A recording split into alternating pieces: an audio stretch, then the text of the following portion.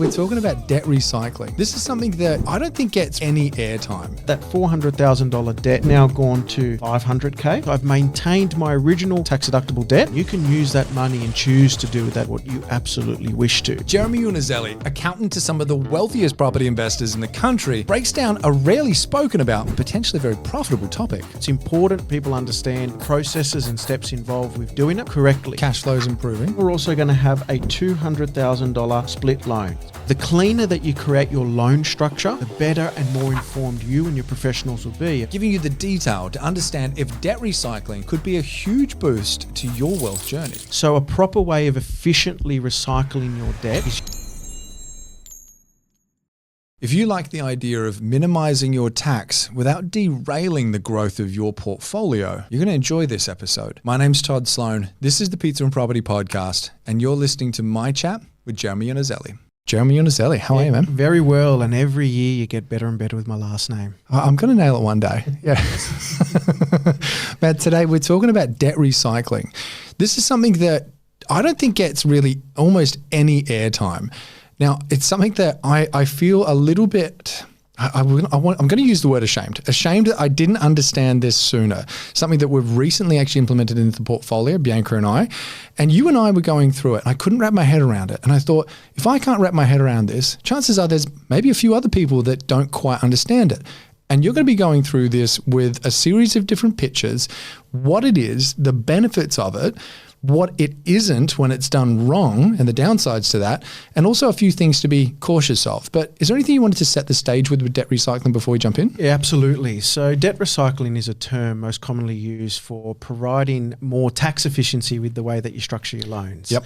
You've got to be careful you don't float with the line of Part 4A. And for anyone listening, Part 4A is an accountant term for tax avoidance. So we do things with always the aim of maximising and making our tax position more efficient. Mm-hmm. We never do things outside the spirit of the law where we're trying to avoid tax. Debt recycling is one of those things where when you do it properly, you do it the right way. It is an efficient way to minimise your tax. When you do things the wrong way, can be seen as a Part 4A, an anti-avoidance rule from a tax perspective. So it's important people understand the processes and steps involved with doing it and doing it correctly. Because there are different variations when you are utilising, and again, we use the term debt recycling, are utilising those strategies.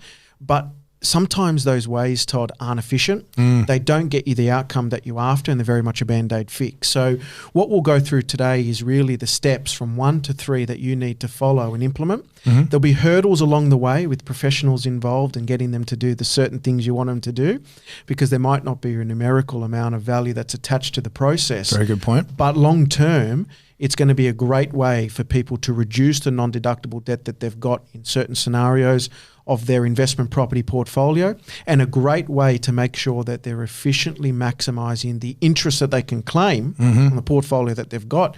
And this is not just for properties, very openly, this is for any debt associated with investments you might have, such as shares or other things as well.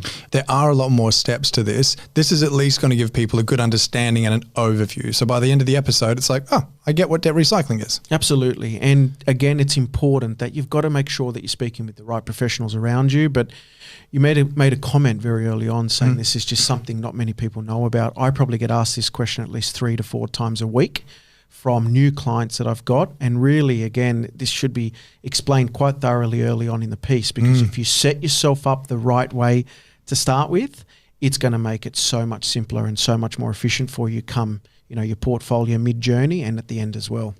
Yeah, because when it was first explained, I was looking at it going, well, what's the difference between that and just pulling out equity? And it's like, well, there's a lot of difference. And so I wanted to draw. So we've teched up on this. This is fantastic. I've got in here today and I feel like I've walked into a spaceship, but thank you for providing the notepad. It just gives me an opportunity to draw it out. So for many people out there, you might have your principal place of residence, which is your home. And more commonly, we've got, say, for argument's sake, a debt of about $700,000. And we've also got $200,000 in the offset account. Now, I'm a big fan of offset accounts. Again, the reason why, it's a great way to reduce the amount of interest that you pay on your your investment loan or your principal place of residency non-deductible loan, but it gives you a lot of flexibility to move things around. Yep. So traditionally speaking, now you've got overall a net liability of still 700 grand, but you're only paying interest on now $500,000. That's what that offset account is going to do. Gotcha. Now, what we like to do is we like to create a brand new loan, and it's called a split loan. So typically at step number 2 now, we've used our $200,000 to pay down our $700,000 debt, effectively leaving us now with a $500,000 principal place of residency debt. What we then do moving forward is we will get the mortgage broker to refinance that now $500,000 loan on brand new loan terms, ideally 30-year loan, and the repayment now starts to minimise. Now, this is already one of the differences between just simply pulling out some equity and debt recycling. Correct. So we're taking our $200,000 cash that we've received or we've had in our offset account. We've paid off our $700,000 mortgage, dropped it by 200 grand. We've now got a brand new $500,000 mortgage. So not paid it off in its entirety. Not paid off its entirety, just reduced it from 7 to 500. Yep. Mortgage broker then refinances this $500,000 debt, and we get a brand new 30-year loan term, and our minimum repayment has dropped. Gotcha. So if we move on to step 2 now, Yep. step 2 is we've now got our brand new $500,000 mortgage. It's on a new 30-year loan term, so the minimum repayment is reduced, effectively increasing our borrowing capacity, which is fantastic. Okay. Now what we need to look at is creating a split loan, step number 2. A split loan. Split loan. So the mortgage broker will effectively create a brand new loan, a brand new loan which has been secured against your PPOR. Gotcha. And your PPOR now, if we look at our home PPOR, it will have 2 loans. It will have a loan of $500,000, which is a non-deductible debt. Again, brand new minimum repayment terms, brand new 30-year loan. Okay, so your cash flow is improving. Cash flow's improving. And now we're also going to have a $200,000 split loan. It's going to have brand new loan account details, brand new loan terms, ideally interest only. Okay, and that $200,000 is what was cash before but is now turned into debt. Now turned into debt. Okay, so instantly I know there's going to be people going, why would I want to turn my cash into debt, Jeremy? Now, against that $200,000 split loan, that equity that you've extracted from your principal place of residence, your broker would set you up with a corresponding $200,000 offset account. So you've got now cash of $200,000 against an offsetting that $200,000 line of credit or equity that you've extracted. Gotcha. Now, step number 3 is when we actually start to use this equity that we've extracted against our principal place of residence, and we've known and made the intention now being for investment purposes. So that's the key. Okay. We've used our 200 grand offset account initially to pay down our $700,000 mortgage. We've then created a brand new loan of 500 grand. We've renegotiated loan terms. We've taken out a split loan of $200,000 with a corresponding amount of cash of 200K in an offset account. So we're not paying any interest until we use it. Now we need to make sure as investors that when we start to use this $200,000 amount of cash that sits in the offset account, it must be for investment purposes. Okay, so someone going, oh, great, now it's time to go buy that boat I wanted, that car I wanted, that holiday I wanted.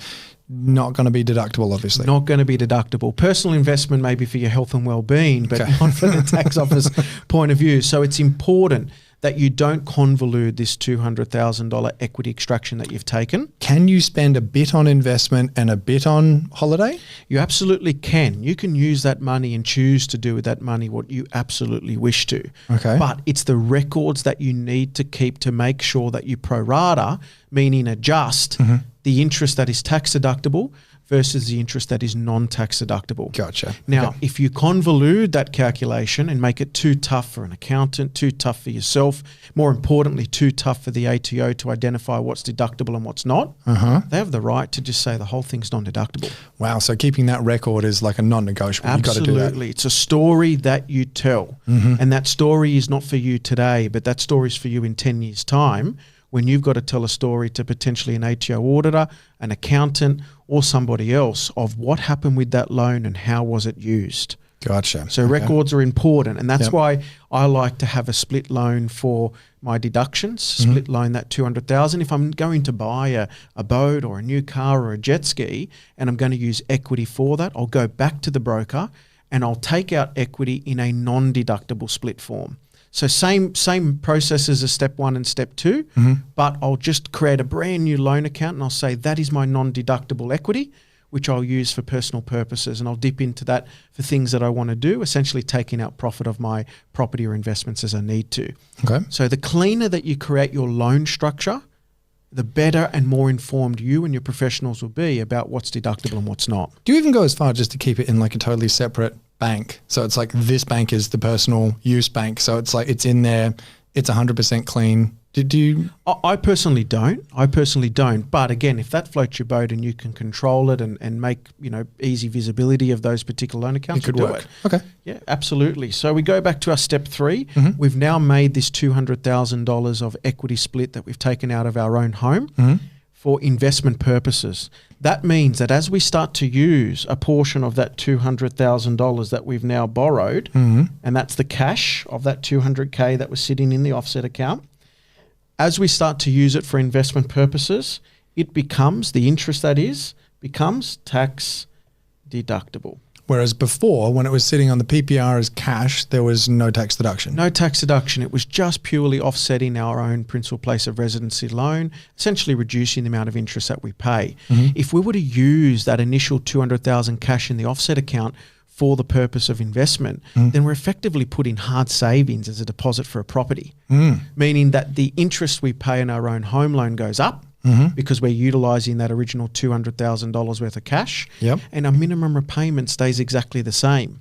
So a proper way of efficiently recycling your debt, again, the right way of doing it, is utilising your cash to pay down your home loan, then refinancing the home loan under the new reduced amount of debt, extending it back out, reducing our minimum interest repayment, and potentially having a better interest rate. Because as your leverage comes down on your property, banks do provide sometimes better interest rates for lower leverage properties.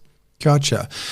So if you don't have a PPR, this doesn't work at all? It doesn't work at all. If you don't have any non-deductible debt, it doesn't work at all. But traditionally speaking, you must have a principal place of residency to do it. If you don't, then you're not going to really get the level of benefit you're trying to obtain. Okay, so it's out for rent investors, in for people with a PPR and wanting to build a portfolio. Talk to me about when people do it wrong, because this is a big thing. You were like, I talk to people sometimes that are like, yeah, I debt recycle. And you're like, no, you haven't debt recycled at all. They're under the false impression. Yeah, so people use redraw facilities as opposed to refinancing with split loans and brand new loan terms. Can we draw what it looks like? Yeah, so if we go back to just now where it can be done wrong. You've got your home. For argument's sake, again, we'll use all the same numbers for our principal place of residency. We've got our $700,000 debt. We've got our $200,000 cash. And what we do is we'll pop that $200,000 into the $700,000 loan, effectively giving us a $500K overall net liability. So same as step number 1 on the first time. But what they do is that rather than refinancing, create a separate split loan, they'll just redraw the amount back out of that $500,000 loan to create a $700,000 loan again. Still using that $200,000 for investment purposes, etc. Problem is the minimum repayment stays the same on the $700,000 loan. Okay, yep. So that's number 1. Number 2, it could be principal and interest, meaning that when they're starting to pay the principal and interest on that $200,000 redraw facility that they've used, they're paying down not only a portion of their own home, they're paying down a portion of the investment property as well. And this is where it starts to get muddy, where it looks the same, but it's not quite the same. Absolutely. And then all of a sudden it becomes really tough to identify the numbers. So on that repayment of the $700,000, you now need to create a separate pro rata adjustment payment for each amount that corresponds to the $500,000 and the $200,000. So as complicated as I am speaking it with you today is as complicated as the numbers seem to be on an Excel summary. So doing it under redraw facility terms, unfortunately, you're making the waters even muddier and it's becoming really tough for people then to start to separate, well, what is the portion that was used for investment? What is the portion that is used for my own home? And how do we deduct the interest accordingly? So this way, I would call it a no for me. What are the things people need to be cautious of when it comes to debt recycling? So what I've done is I've just done a couple of drawings prior to this so people get a really good understanding of where that $200,000 has gone now. Okay. So we've got two properties and generally speaking, they're worth about $500,000 each from a purchase price point of view. Both investment properties or Both investments. Okay. Assuming we've paid for the out-of-pocket costs such as stamp duty and incidentals with our own savings for argument's sake. Yep. We've used $100,000 from our $200,000 as a deposit for property number one. Yep. And we've used another $100,000 from our $200,000 equity draw out for property number two. Okay. We've borrowed $400,000 each from the bank, and that has gone to our purchase price of $500,000. Okay. So far, it's not sounding like anything to be cautious of. What am I missing? Nice and clean. Now, when we go to sell our principal place of residence in the future, this $100,000 and this $100,000 have been secured against our PPOR. I see what's happening now. Okay, so this is almost cross-collateralizing without cross-collateralizing? Yes, a very mild form of it. I won't use those words, but you're 100% correct because you've got debt from your principal place of residence has been used to purchase two investment properties.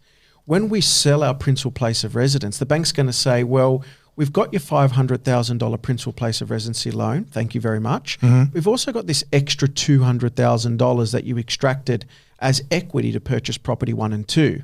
So when you sell your property, we want our $500,000 back and we also want that $200,000 back as well. So effectively over time, it's not great from a tax point of view because you're now paying off what you originally wanted, which was tax deductible debt, maybe potentially giving you a bit of extra tax benefit in the future.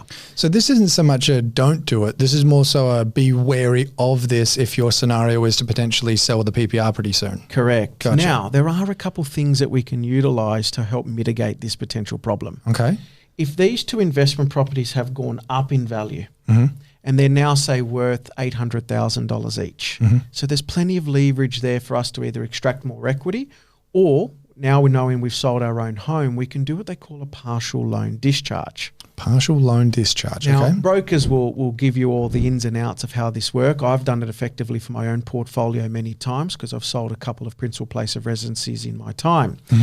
What I did was get a revalue of property 1 and property 2. So we got that revalued.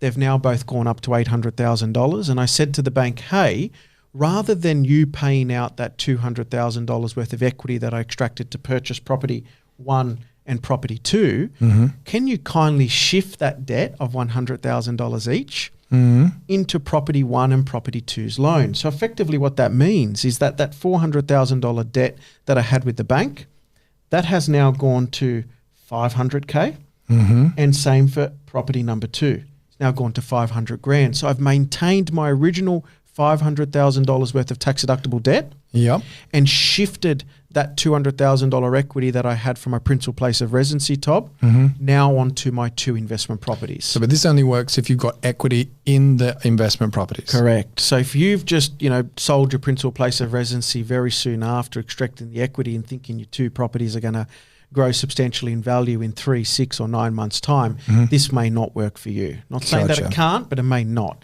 because you haven't given enough time for the two investments to grow. And is that more of an accountancy question or a broker question or both? It's both. It's both because your broker needs to make sure that they've got the loan structure right so they can enable this to happen. They need to be across that selling and purchasing journey with you. They need to understand how the loan structure has been set up. They need to make sure they're informing the bank and getting all the partial discharge documents being completed. Your accountant needs to understand this as well because they're in charge of determining what's deductible and what's non-deductible debt. So they need to be aware that if you're selling your home and you can't get a partial loan discharge, well, effectively now these two properties have no equity interest that they can claim, which is that interest on the $100,000 that was used to deposit or purchase the properties. And if you can get a partial loan discharge, well, they need to know now why the loan's gone up from $400 to now $500,000. So there is a process, there is a step 1, 2, 3 to this, and there is some following steps again if you decide to sell, that cash cow that was used to fund these two investments. So debt recycling is not as easy as just the two words as being said. There is a process to it. And it's making sure you go through the process on a step 1 to 2 to 3 basis and don't try to bypass it. Because if you bypass it, you could be missing out on some really juicy benefits. Yeah, you think you've done it right, but you haven't actually done it at all. Correct. And that's where accountants and brokers need to get heavily involved in the process, A, to determine how to make sure that we're effectively gaining all the tax deductions that we can, understanding the loan structure from an accountant and a mortgage broker as well, and then implementing it correctly. Mate, I think you've just brought so much clarity to a subject that, like I said before, I don't know why I struggled to wrap my head around this at first. You and I jump on the whiteboard and all of a sudden it's like, I get this now. This isn't just the simple equity extraction. And one of the things, the keys for me personally was it was all to do with the purpose of the debt, what you actually did with it rather than where it came from. And that was just one of the little penny drops for me. But this episode, I hope, has brought a lot more clarity to debt recycling for you as well, because if you do have a PPR and you're building a property portfolio, like Jeremy said, there's obviously some caveats and a lot more to it when you start digging deeper and actually putting this into practice. But as an overview to understand if this is worth looking into for you, mate, thank you so much for doing this, because I think you've just brought a lot of, I get it now, to thousands of people. Jeremy Iannuzzelli, thank you as always for jumping on the show. And if you want to see more of Jez as well, check out his channel, What School Should Have Taught You. But mate, thanks again for stopping by. Always a pleasure.